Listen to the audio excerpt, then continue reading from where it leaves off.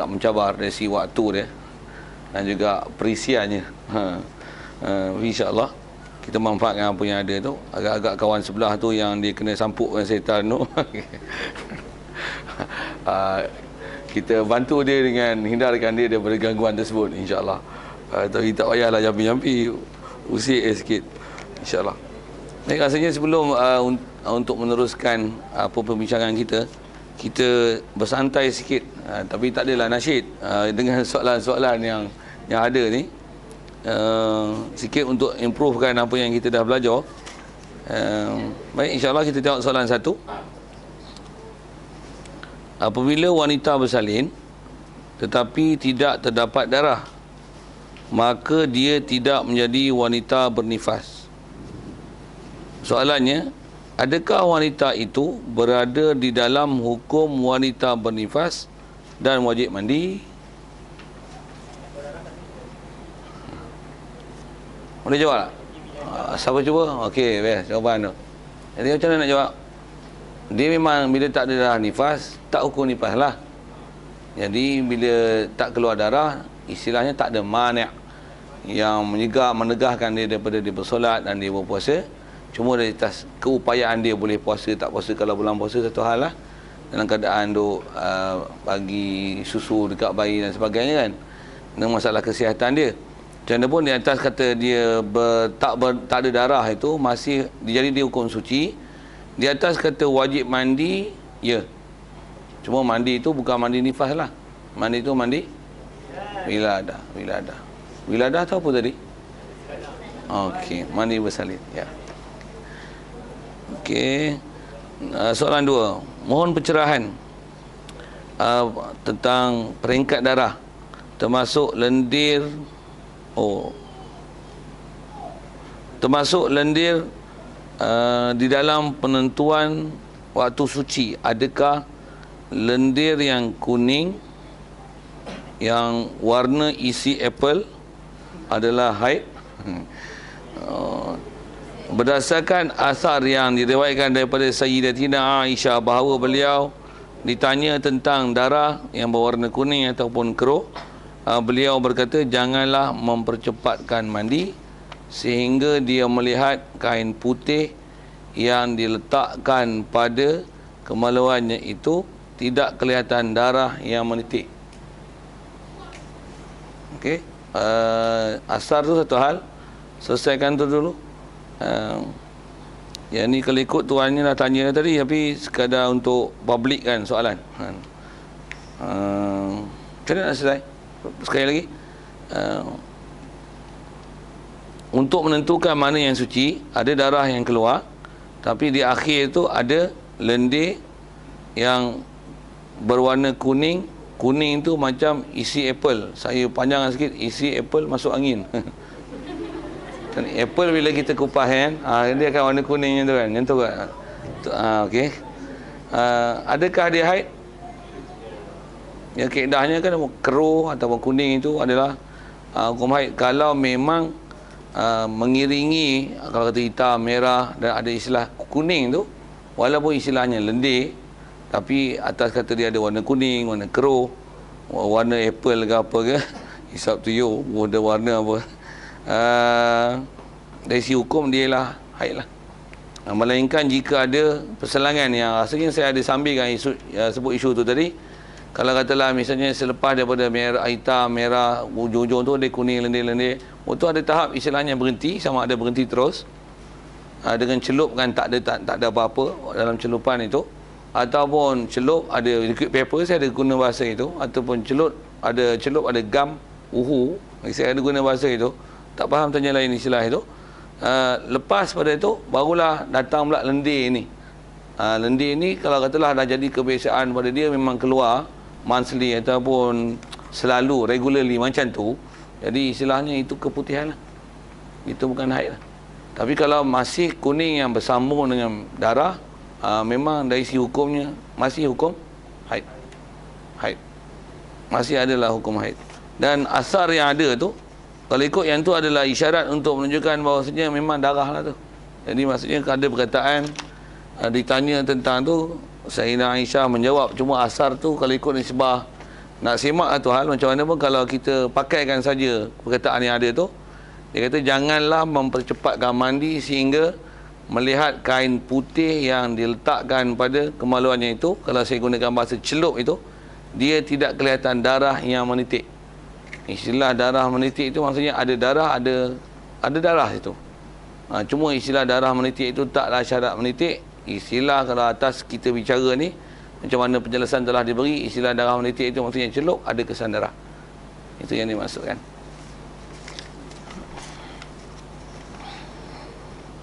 Boleh tak potong kuku rambut semasa haid?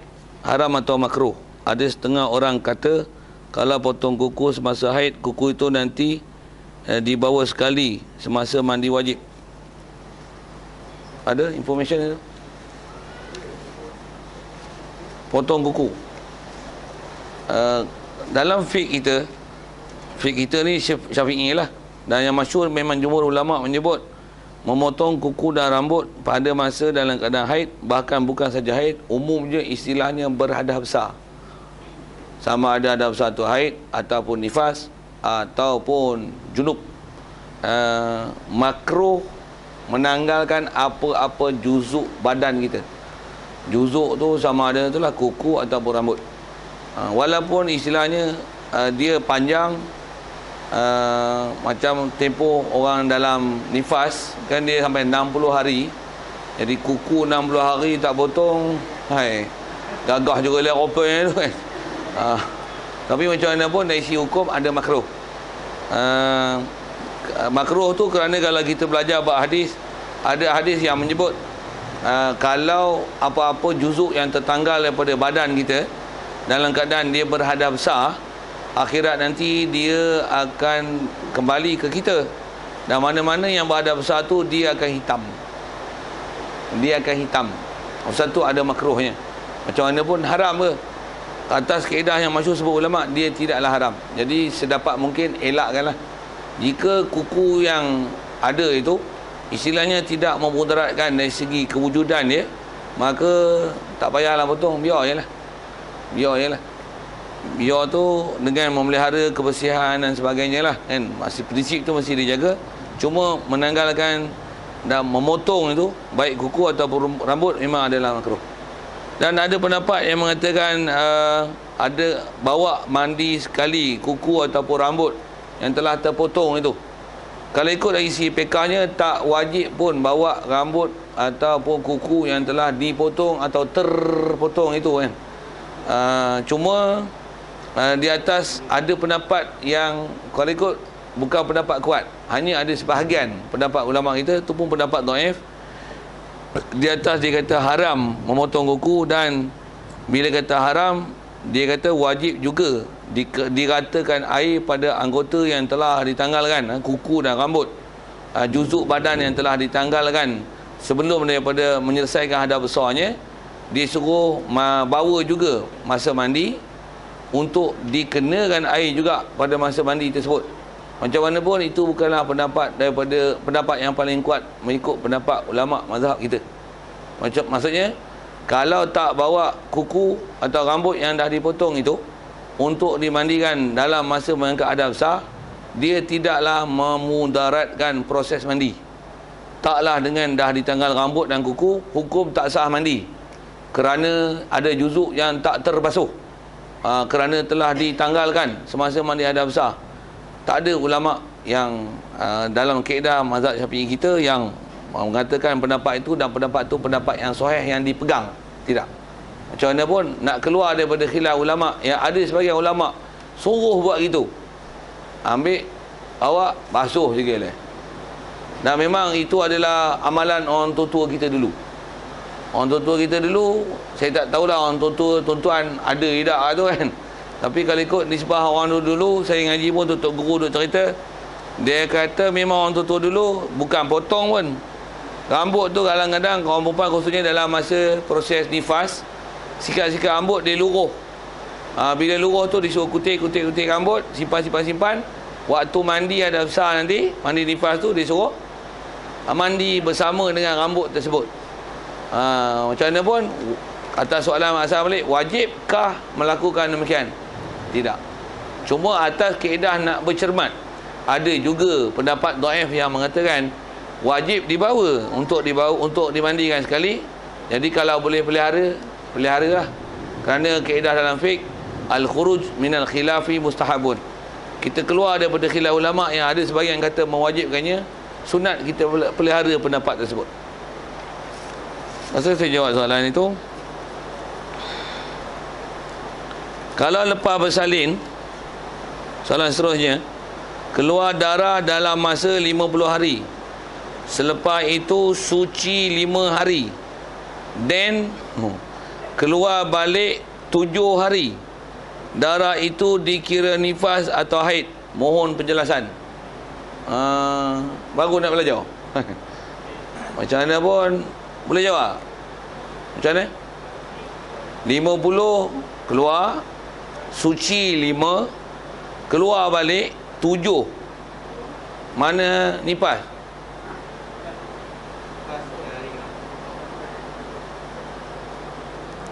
Yang 7 hari kemudian tu nifas. Haid.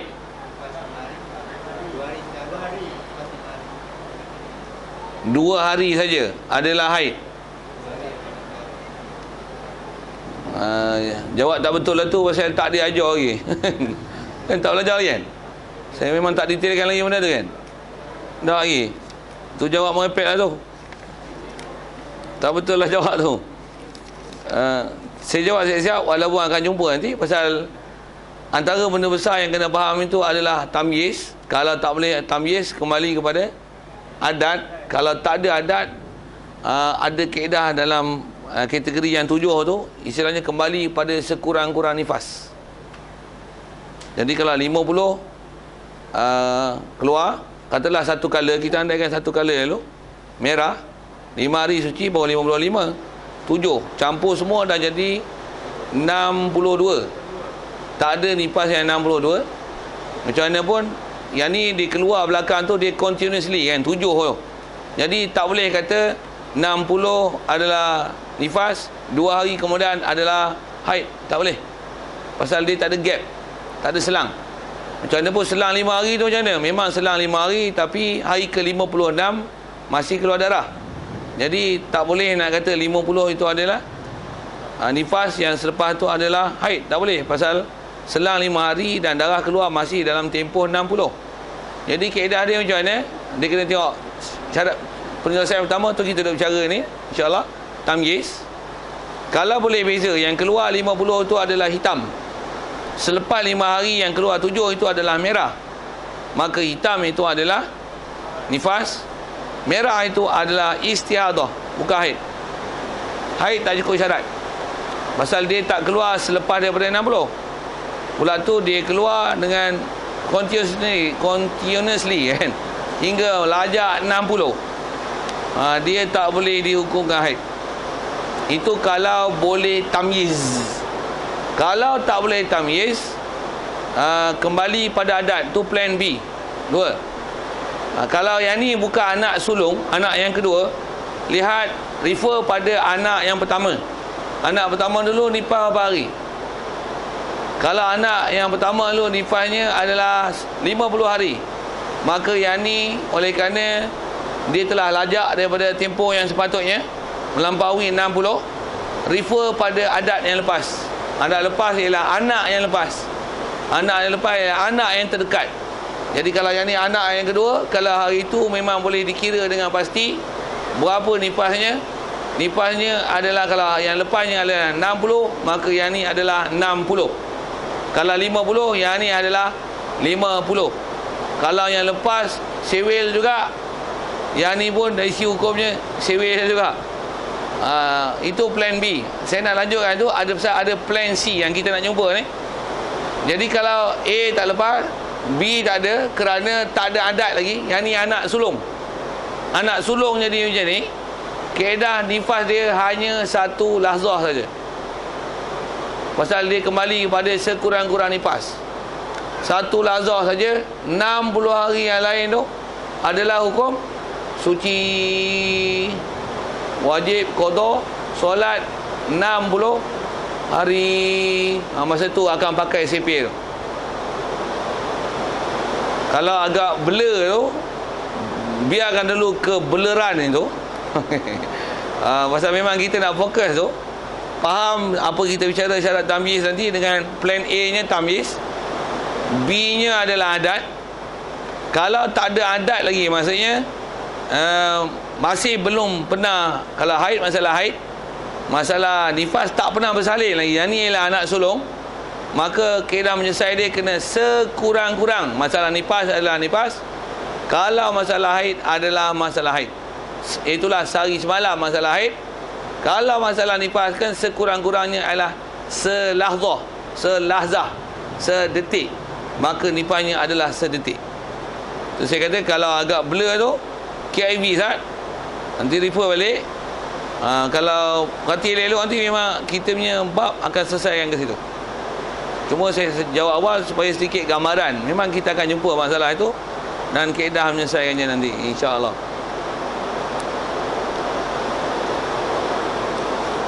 Soalan seterusnya, keputihan boleh dibawa solat atau tidak? Minta pencerahan. Kena faham ni, keputihan ialah sesuatu yang keluar daripada jasad, dari segi hukum dia adalah najis. Keputihan bukan haid, dia najis. Bila najis, wajib suci, basuh. Kalau ada keberangkalian keluar dalam masa solat, dari segi hukum dia wajib macam istihadah lah, cuci, sumbat, cawat. Macam mana prosedur orang yang sahibud darurah, macam mana orang lelaki kencing tak putus, orang perempuan istihadah, yang ni orang perempuan yang keputihan. Jadi dia tak boleh cuci, biar macam tu terus ibadat sembahyang. Yang boleh jadi dalam sembahyang keluar sesuatu, bila keluar batal sembahyang, batal wuduk, batal wuduk, batal sembahyang. Jadi wajib cuci dan selesaikan macam mana masalah istihadah. Okey. Air mazi itu apa? Keputihan kah? Air mazi pula. Air mazi bukan keputihan. Keputihan ialah keputihan lah. Mazi ni ialah air yang jernih, pekat, keluar rupa macam gam uhu, jernih rasanya, keluar pada ketika ada syahwat. Ada syahwat biasanya akan keluar ni, dan keluar dia tu biasanya di luar kawalan. Masuk kawal tu dia bukan boleh dikawal macam buang air kecil, dia unkawal lah kan, tak kawal lah. Maksudnya katalah ada, cuma nak sebut ni agak kacau sikit lah pasal dia hubungan suami isteri macam kan. Kalau katalah ada suami dia datang ke gairahan pada isteri dia, ataupun sebaliknya, dan gairah sikit-sikit biasanya tak ada mazi ni. Tapi kalau gairah gilanya, sorry dengan bahasa itu, dia akan keluar sesuatu cecair berwarna jernih, dan dia agak pekat tapi jernih macam gam uhu tu, dan dia keluar dalam keadaan tak kawal. Maksudnya tahu-tahu kita akan rasa basah je, tapi bukan air kencing. Kencing boleh kawal. Air mani dia keluar biasanya boleh perasan, pasal dia akan keluar memancut. Kalau mazi dia keluar memang tak sedar, dia keluar tahu-tahu ada kebasahan. Tambah pula kan kat kulit kita ada reseptor yang dia boleh mengesahkan kebasahan, kita akan rasa basah dari situ. Itu biasanya mazi. Dan mazi adalah najis. Biasanya dia keluar pada waktu ada syahwat. Jadi dia bukan keputihan. Mazi ialah mazi. Rasanya kita dah jawab tu. InsyaAllah kita nak sambung. Semua boleh dengar? Boleh? Kurang?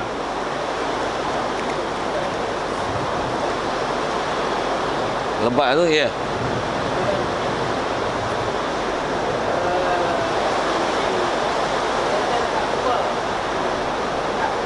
Anak kembar, ya. Antara anak kembar tu. darah yang keluar antara anak kembar. Bagus. Tadi pun ada soalan macam tu. Best. Soalan anak kembar, darah yang keluar antara dua anak kembar. Bagus soalan tu, dan memang saya tertinggal memberi penjelasan di situ tadi tentang masalah nifas. Syarat untuk nama darah nifas, mestilah darah yang keluar setelah kosong peranakan daripada kandungan. Maksudnya anak dah keluar totally. Totally tu kalau seorang pun totally keluar. Kalau ada kembar, dua-dua keluar. Kalau kembar dua. Kalau ada ompek, empat keluar. Dah kosong daripada kandungan, barulah darah yang mengiringi. Kalau ada 4, bolehlah contoh 4 tu, anak yang terakhir keluar, itulah baru dikira darah nifas. Jadi antara darah anak-anak kembar itu dihukum haid. Macam mana yang dah lepas pelajaran tu kan, dihukum haid. Pasal kalau ada kandungan masih istilahnya hamil. Kalau hamil ada tempoh 24 jam, masih dihukum haid pada wanita tersebut. Masih hukum haid. Macam tu kot salahnya. So, sikit kalau saya sambung. Termasuk hukum kembar ni ialah anak, katalah misalnya mati dalam kandungan. Mati pula katalah dah keluar sebahagian. Keluar pula kaki keluar, tangan keluar, kepala tinggal. Nauzubillah, minta lindung lah, jangan itu kan masalah. Tapi nak jadi dia nak tahu. Kepala tinggal ataupun semua keluar. Pasal kandungan pun dah 2 minggu baru dia perasan anak dia tak gerak. Lepas tu keluar, tinggal tangan sebelah di dalam. Okay, darah yang keluar masa itu tak dihukum, belum dihukum nifas, kerana masih ada juzuk baby yang belum keluar. Jadi syarat untuk nama nifas mesti dah keluar keseluruhan. Okey, itu baik dia. Sikit lagi isu. Kalau yang tinggal itu adalah urinya, plasenta dia lekat. Bahasa tu common knowledge lah kan. Dia punya plasenta lekat uri. Soal dia ni, uri adakah juzuk baby? Uri, juzuk baby? No. Uri bukan juzuk budak. Jadi maksudnya kalau dah keluar baby semua tapi uri tinggal, darah tu dah dihukum nifas. Pasal uri tak dihukum juzuk. Dia nak sebut apa? Dia sebagai penyambung, menyalurkan makanan daripada ibu kepada anak dalam kandungan kan. Dia buah apa pun tu, dia nak transistor. Transit. Okey. Sikitlah rekopi lah istilah saya punya istilah lah. Istilah kotor-kotoran apa saya tak tahulah. Kalau boleh bantu saya bagus juga. Boleh saya share situ. Apa saya nak sebut. Jadi uri kalau tinggal dia tak menghalang untuk nama nifas. Dan masih hukum yang sama ialah ibu-ibu yang keguguran. Bila sabit hamil, gugur. Kalau katalah dia pra-gugur tu biasanya akan ada tanda darah dan sebagainya, itu masih tak hukum nifas. Tapi bila keluar sesuatu itu mengikut pengamalan perubatan, biasanya dia akan kenal tu macam mana rupa yang akan keluar tu, rupa yang istilahnya dia kalau berterusan dia akan jadi baby. Itu adalah bakal janin tapi telah luruh. Biasanya kandungan 2 bulan 3 bulan dia akan rupa macam paru-paru ayam. Ayam ke bahagian paru-paru dia kat rusuk tu warna macam pink kan. Biasanya warna macam tu dan dia hancur. Itu adalah biasanya juzuk benda yang akan jadi baby. Jadi kalau 2 bulan biasanya rupa macam tu. Kalau awal lagi semuda tu dia akan warna pink bercampur dengan macam susu tepung tak larut dalam air. Susu tepung tak larut dalam air. Susu yang tak instant bubuh dalam air sejuk. Macam tu rupa dia. Bercampur dengan warna pink-pink darah. Yang tu adalah tanda-tanda benda yang akan jadi janin, akan jadi zygote apa macam tu lah bahasa-bahasa tu. Tapi sekarang dia dah luruh turun. Selesai turun tu barulah dipanggil nifas.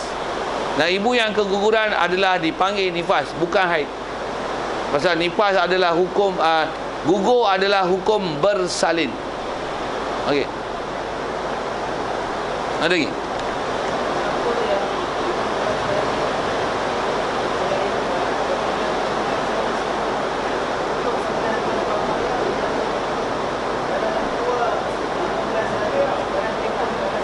Ya. Kenapa tu? Alah, panjang lah. Nanti sembang lain lah tu. Pasal agak tak berapa jarang berlaku kan. Nanti kita sembang lain. Dia orang pun tak berdengar soalan tu, biar kan.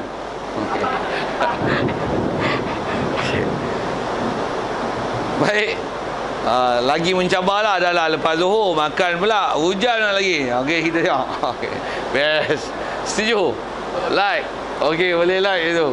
Baik. Kita terus ke isyarat tamyiz insya-Allah. Jadi bila sebut tamyiz, okey, kita nak masuk pada point kita. Jadi kaedah penyelesaian plan A adalah apa-apa kes istiadah mesti dilihat tamyiz. Dan bila sebut tamyiz, maksudnya mesti ada sekurang-kurangnya darah yang dua tahap, dua kelas. Maksud kelas tu ada istilah kuat dan lemah.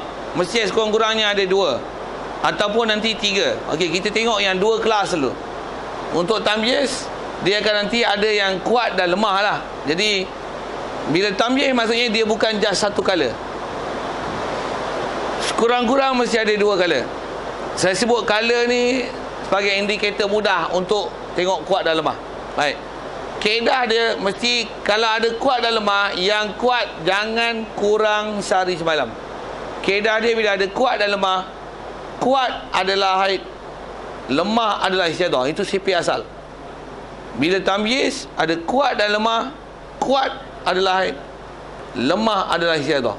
Itu CP yang awal-awal mesti dipegang dan dipaham. Sambung tak syarat. Siapa yang sambung tu? Hitam-hitamnya tu maksudnya. Kalau memang sehari semalam dia keluar, sambung memang 24 jam, motor berhenti macam tu. Okey.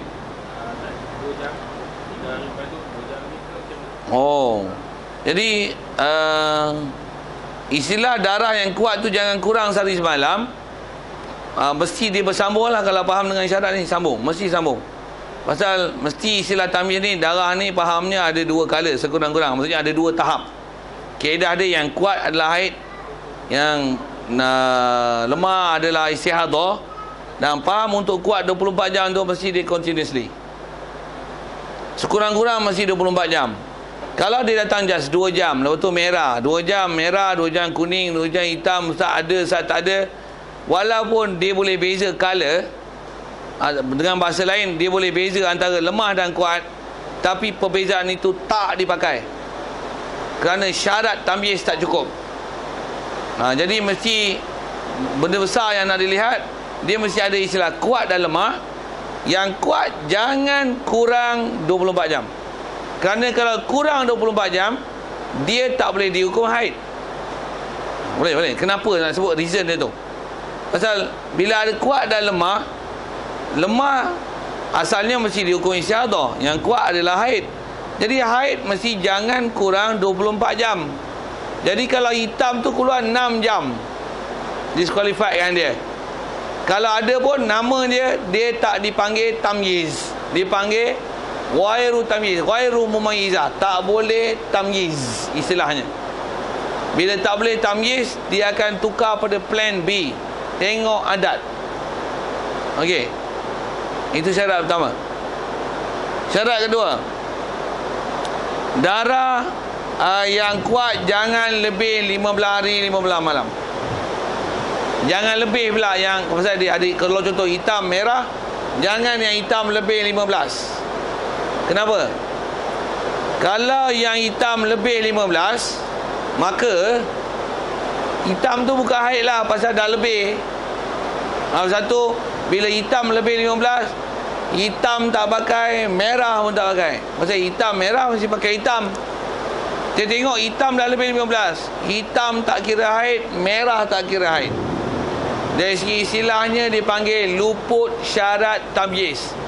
Lafaz Arab dia disebut wairu mumayyiza, tak boleh tamyiz. Kalau tengok jadual yang ada di belakang tu, boleh sikit panduan kan?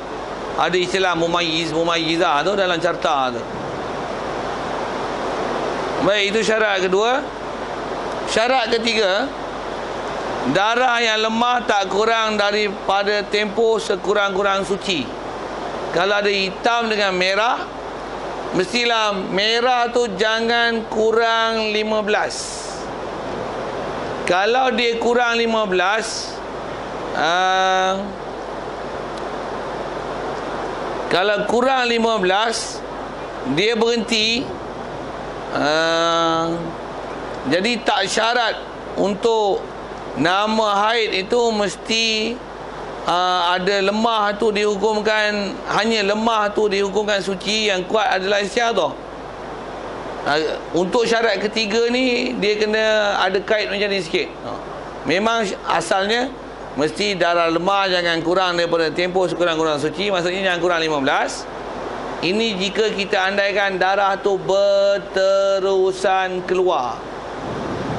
Kalau dia berhentilah. Maksudnya bila berhenti, syarat nombor 3 ni tak diperlukan untuk dihukumkan yang lemah itu sebagai istiadah. Okey, sekali baca macam tu, cuba tengok masalah. Macam mana pun dalam nota tu ada muka halayan pertama tu benda yang sama.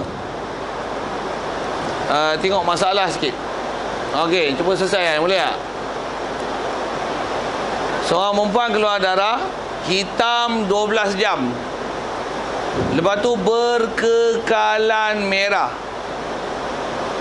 Kalau ikut asal hitam dengan merah, merah pun berkekalan, maksudnya panjang keluar.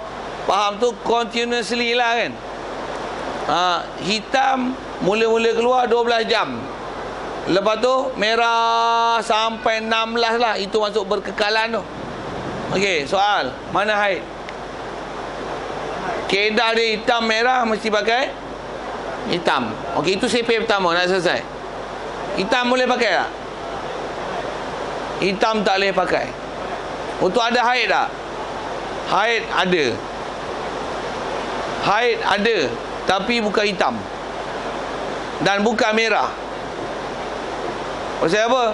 Hitam merah tak boleh dijadikan indikator sebagai penghukum. Bukan tak ada haid.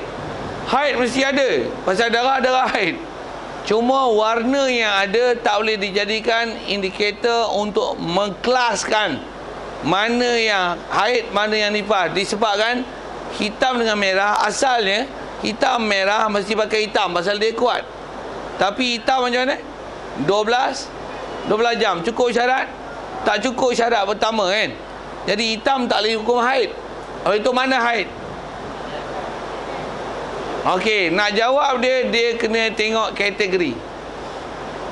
Yang tu yang saya nak terus rujuk ke carta yang ada di belakang tu, layan 2 yang nota dapat kemudian tu, yang 3 layer tu. Tengok ada senarai 1 sampai 7 tu. Tengok nombor 2 punya. Nombor 2 adalah perempuan yang pertama kali didatangi haid dan tak boleh tamyiz darah. Nama Arabnya Mubtadi'ah Wari Mumayyizah. Itu Arab lah sikit. Tak berapa nak boleh tangkap Arab tu, biar je dulu. Haid dia apa dalam carta? Tepi tu, sehari semalam. Jika dia tak pernah haid dan dia baru kali pertama ni, tapi dah jadi masalah macam ni, haid dia lah sehari semalam saja. Yang ni yang kaedah saya sebut tadi. Kaedah menyelesai istiadah, mula-mula plan A adalah tamyiz. Bila tak boleh tamyiz, plan B apa? Adat. Baik, adat sedikit uraian ini dengar. Adat dia tak kira adat mak dia, adat bapa dia. Masuk bapa dia, keturunan bapa dia lah. Bapa tak ada haid lah kan.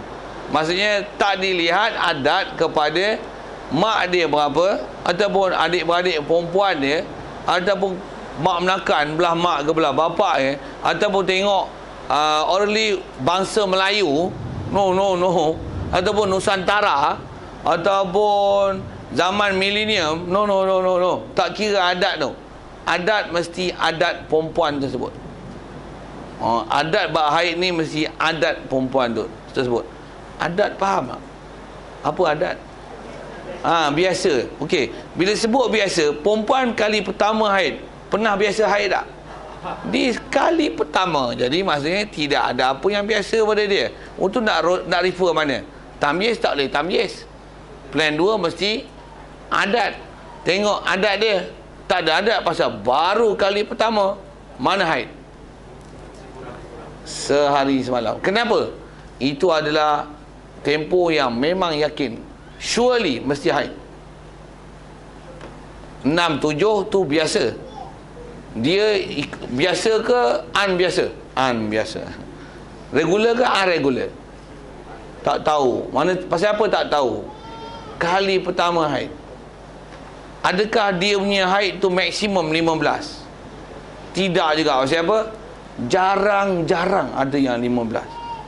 Betul kan? Kalau saya suruh angkat tangan pun, tapi angkat rendah-rendah dah lah kan. Siapa yang memang 15 atau 14? Over 10 lah. Over 10 lah kan. Ada.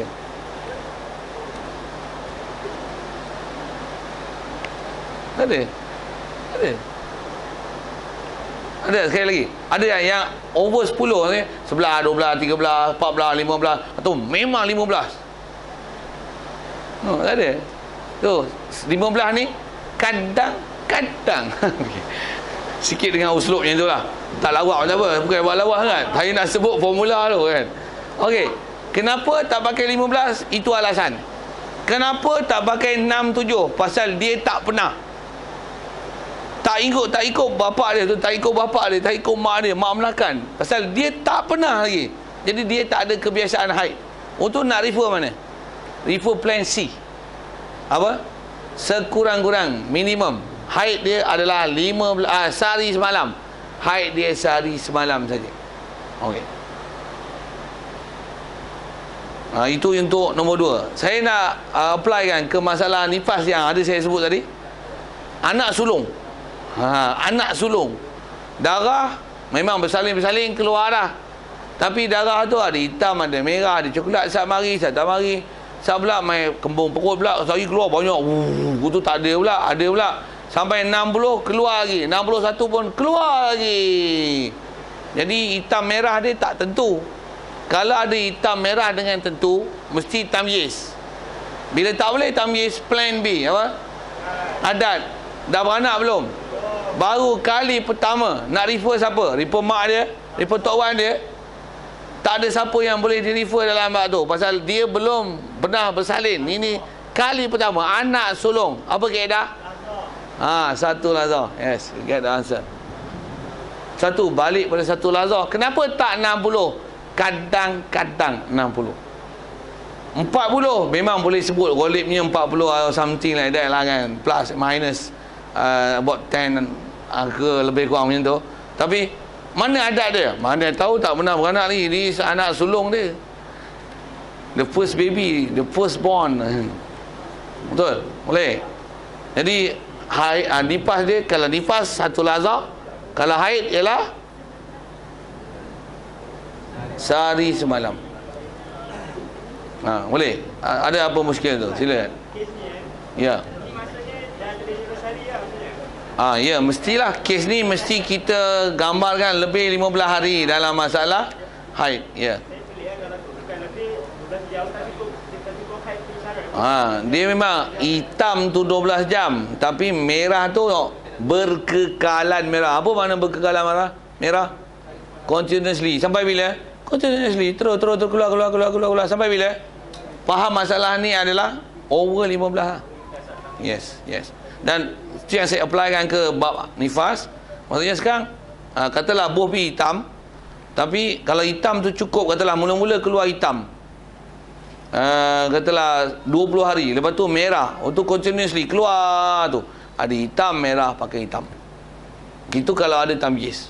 Kalau tak ada tamyiz, saya sebut ada hitam merah banyak sikit, banyak tu sikit tu, ada keluar pula tak keluar, tu cuci 3 hari, berhenti 3 hari, datang pula. Cuma applykan ke nifas lah. Lajak 60 masih keluar, tamyiz tak ada, anak buah anak sulung, tak boleh pakai adat, plan C apa? Satu lahzah. Pasal itu yang yakin. Kalau anak yang kedua masalah juga refer pada masalah pertama. Pasal anak sulung pun problem, anak kedua pun hukum problem juga. Boleh? Kaedah berjasa pasal nak hukum adat, dia anak sulung pun memang dia dah jadi anak kedua, tapi anak pertama tu pun tak boleh nak jadikan sebagai pengukur untuk jadikan tempat refer permasalahan adat dia. Pasal anak sulung pun bermasalah. Jadi tak boleh nak refer. Kalau ilmu kedoktoran pun saya nak sebut gini ada satu kes yang ada kes pertama, tak kira lah apa-apa kes pendengaran ke penglihatan ke. Kalau ada kes yang tak tahu hal, bila ada kes kedua, macam mana? Hukum unknown hal juga lah. Betul kan? Betul kan? Kaedah perubatan macam tu tak tahu kan? Dengar saya sebut, saya tahu. Bila ada satu kes yang pernah berlaku kat dia, bila tengok fail dia, masuk hospital, pernah kena ketik lipan, katalah itu. Buka fail dia, oh dulu pun pernah kena. Bagi antibiotik macam ni, okey, dia cure jadi macam ni. Dia boleh refer masalah dia. Pasal apa? Pernah dia pergi antibiotik ini, dah dapat hasil. Tapi bila dulu pun unknown problem, tak tahu kena ketik apa, lipan ke, ular ke, apa ke, tak tahu. Untuk unknown problem, jadi unknown kaedah untuk dissolve the matter, betul? The same format lah, okey. Saya tak pandai istilah tu, okey. Tapi bagus, boleh apply kan ke perubatan, boleh. Saya boleh sikit yang tu lah, basic boleh lah. Saya tak lagi dalam lah, nanti saya lemah, saya mati. Pasal I'm not the man about that kan. I'm the man about this. Okay. So if you have problem about this, you ask me. Yeah. Okay. 12 jam. Okey. Kalau dalam masalah nifas, katalah dia bersalin 12 jam hitam, lepas tu merah, over 60, ya, 12 jam itu adalah nifas dia. Pasal apa? Nifas sah untuk satu lahzah dan 12 jam. Yes. 12 jam sah untuk nama nifas, tapi 12 jam tak sah untuk masalah haid. Ya, betul. Best. Ya. Yeah.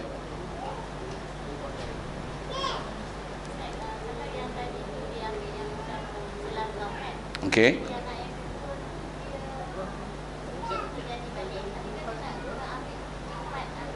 Okey. Ya, best. Memang saya nak fokus tu. Soalan dah ditanya. Best. Soalannya ialah, anak pertama katalah kes jadi macam ni, kalau masalah bersalin dia akan jadi kelas masalah haid dia akan hukum kepada kalau masalah nifas saya silap sebut. Kalau masalah nifas dia akan 12 jam 12 jam, refer pada 12 jam. Kalau tak ada tamyiz langsung tu baru akan ke lahzah. Kalau kes ni, kalau ke nifas adalah 12 jam. Mungkin ada saya terlajak bagi jawapan apa, tapi saya sebut tadi pun masalah tak ada tamyiz kan, saya sebut gitu kan. Jadi kalau ke nifas yang ni ada tamyiz. Kalau ke haid dia tak ada tamyiz kerana tak cukup 24 jam untuk yang hitam. Okey. Soalannya ialah bila anak kedua pun katalah, pasal anak kedua bila anak pertama dia jadi permasalahan begini, maksudnya jadi istihadah dengan tak boleh nak kena pasti tamyiz dia. Jadi apa yang perlu dibuat oleh si ibu ni dalam tindakan dia kan, supaya dia bercermat. Kalau dulu, kalau katalah kes bersalin dia kena qada 60 hari semayang disebabkan nyata nifas dia hanyalah hitam 12 ni. Kalau masalah haid dia kena qada 14 hari semayang, pasal haid dia hanya hukum hanya 24 jam, just one day only adalah haid dia. Jadi bila the second period datang pula hari yang kedua, kalau dia inilah kali kedua haid, hari kedua dia kena mandi hadas besar, semayang. Pasal apa? Yang lepas kali pertama dia dah istilahnya istihadah. Bila bulan lepas istihadah, kebarangkalian istihadah next month adalah kuat. Biasanya memang macam tu. Biasanya memang macam tu. Jadi kaedah biasa tu, macam mana nak selesaikan permasalahan tindakan dia? Dia selepas 24 jam masalah haid, dia kena mandi, sembahyang. Dan kaedah dia kaedah istihadah lah. Kalau katalah darah tu memang continuously bersambung, merah atau apalah dan tak boleh tamyiz, maka selesailah masalah dia, tak perlu apa-apa yang kena kotor. Dah haid dia memang sehari semalam saja pasal report pada masalah pertama. Kalau in case jadi macam ni, dia dah selesaikan macam tu, hari pertama dia, selepas daripada hari pertama dia mandi dan sembahyang, tengok 7 hari dia jadi macam wanita biasa, maksudnya tak ada jadi masalah istihadah. Jadi macam dia pun dia dah sembahyang, terus saja dia sembahyang, tengok memang darah tu berhenti pada hari ke-7, maka nyata haid dia ialah 7 hari. Jadi mana telah dia sembahyang pada hari 2, 3, 4, 5, 6, 7 itu, biar je lah. Tapi dari segi hukum adalah hukum haid. Andai kata dia puasa pada hari 2, 3, 4, 5, 6, 7 adalah tidak dikira kerana ternyata dia ialah waktu haid. Sama macam masalah nifas. Dari segi selesai. Anak pertama, katalah ada kes. Cuma kalau tamyiz, kena kaedah tamyiz lah. Bila katalah kita kena selesai